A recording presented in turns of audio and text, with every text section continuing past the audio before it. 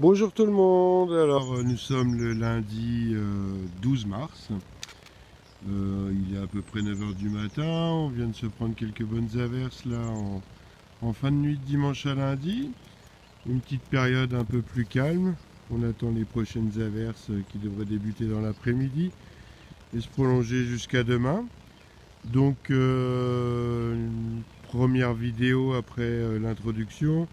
Donc là, ça va être essentiellement une présentation, hein, parce que pour l'instant, même si la nature tend à se réveiller, il ne se passe pas encore grand-chose pour le jardinier.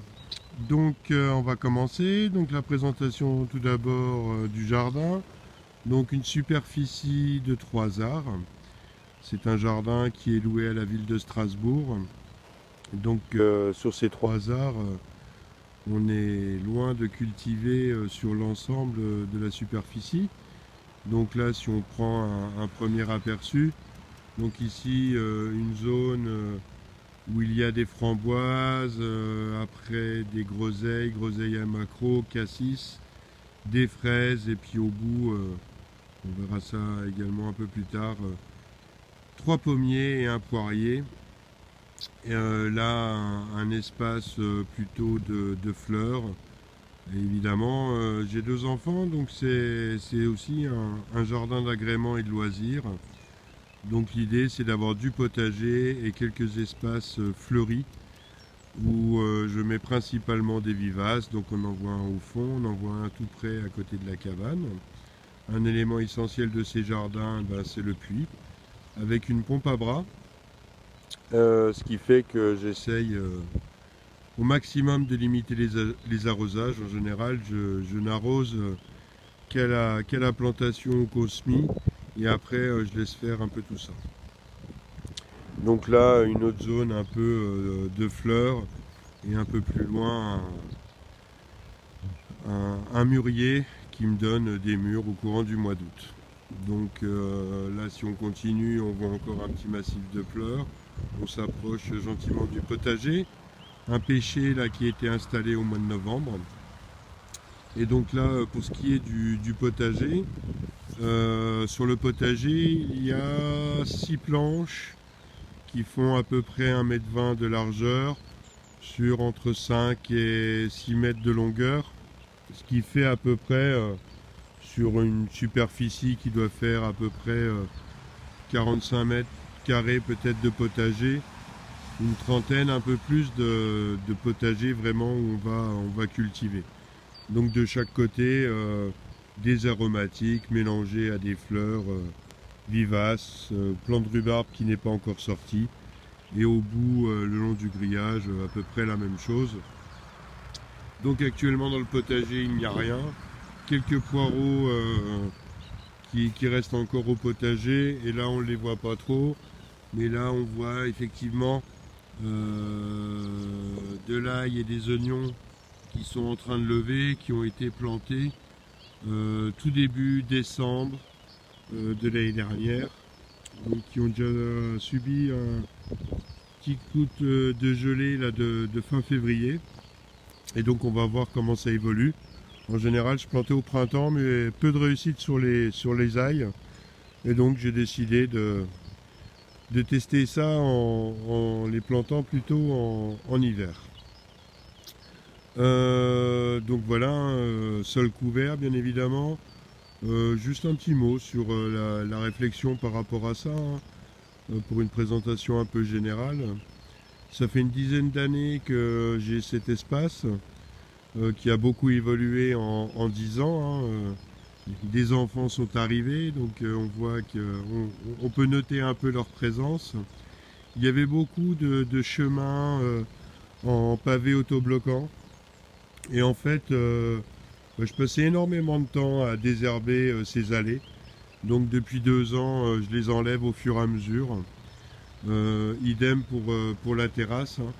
On voit quelques dalles à l'avant de la cabane, mais j'ai semé du gazon l'année dernière parce que finalement, je veux que ça soit le plus naturel possible, donc aucune raison de s'enquiquiner avec des dalles.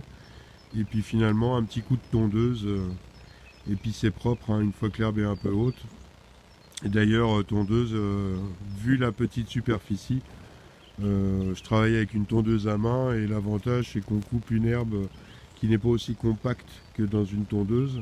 Ça coûte beaucoup moins cher et puis je peux mettre ça assez facilement sur mes massifs ou au potager.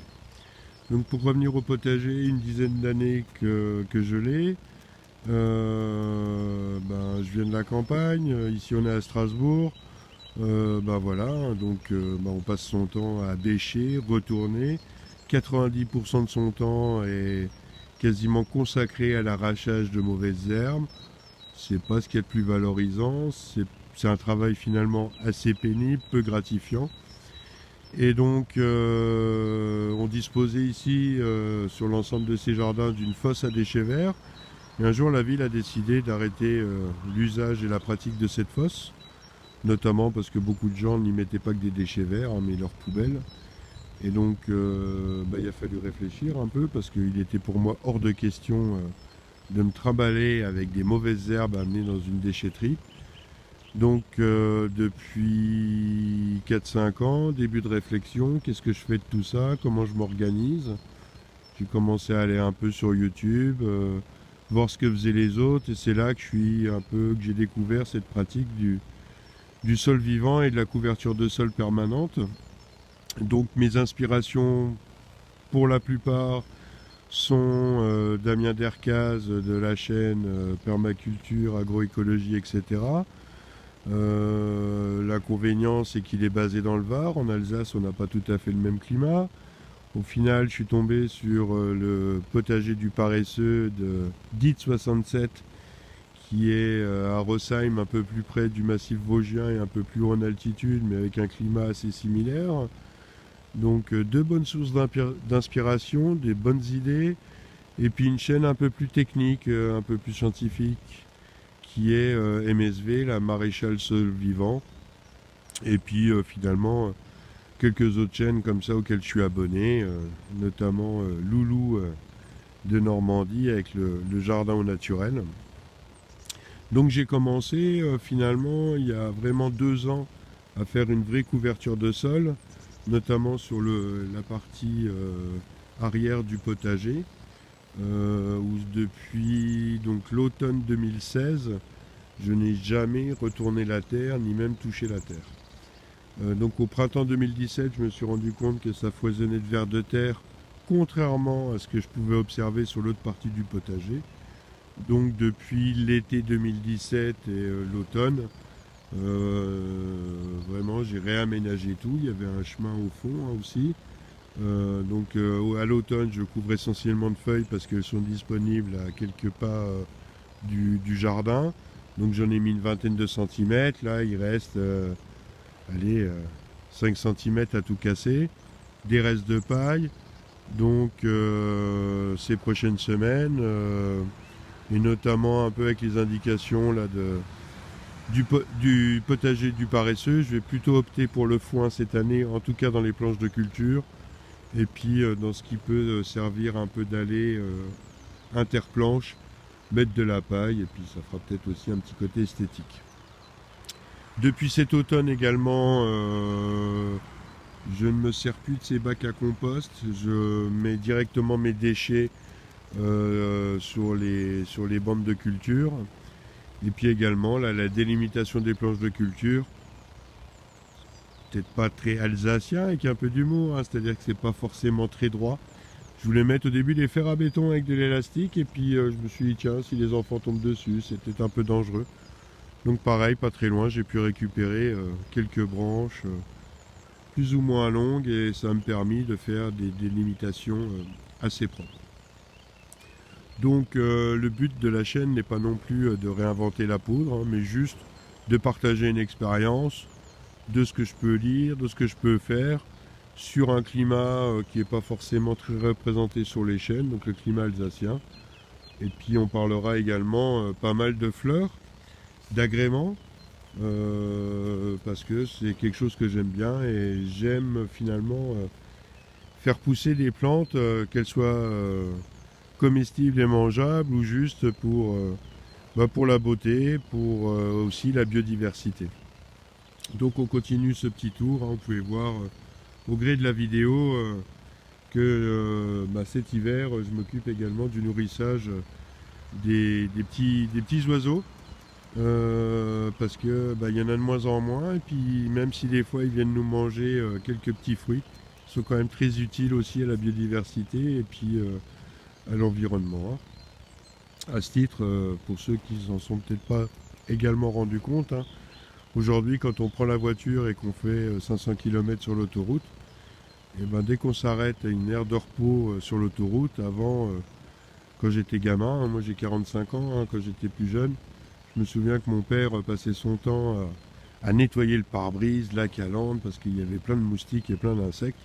Aujourd'hui, force est de constater qu'il n'y a plus grand-chose sur les pare-brises et les pare-chocs, et qu'on a quand même perdu 70% environ d'insectes en une vingtaine et une trentaine d'années. Pour ces vidéos, je parlerai de fleurs, de potager, de techniques, d'expériences, ce que je tente. Est-ce que ça marche ou pas? Et puis chacun de se faire sa propre idée. Et puis on parlera également des oiseaux, comment les accueillir au mieux au jardin, quand les nourrir. Et donc voilà. Pour conclure, hein, aussi, hein, pour moi ce jardin a aussi un aspect également pédagogique vis-à-vis de mes enfants, hein.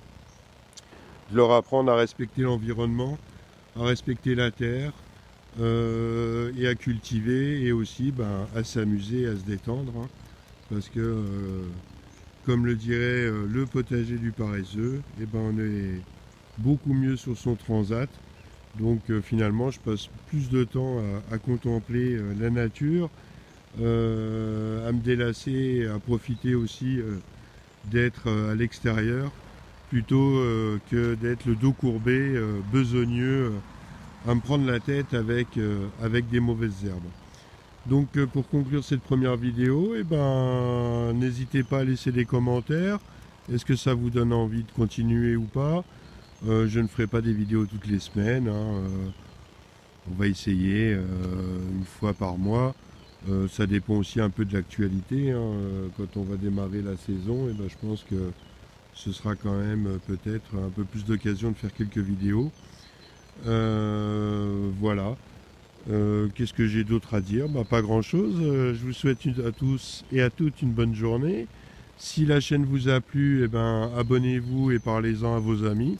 Si elle ne vous a pas plu, ne vous abonnez pas et parlez-en à vos ennemis. Donc bonne journée, et puis attention, parce que semaine prochaine, à partir du 18-19 mars, c'est pas confirmé, mais on pourrait retrouver à nouveau une petite vague de froid. Donc pour tous ceux qui sont empressés dès les premières douceurs, notamment dans les jardineries, on voit depuis un petit moment des plants, des semences, il est urgent d'attendre, surtout en Alsace, hein, où le printemps peut s'avérer encore froid et voire rude, hein. Il suffit de se souvenir également de l'année dernière. Donc ciao ciao, et je vous rappelle que ciao ça veut dire bye en anglais, et donc bonne journée et puis à bientôt.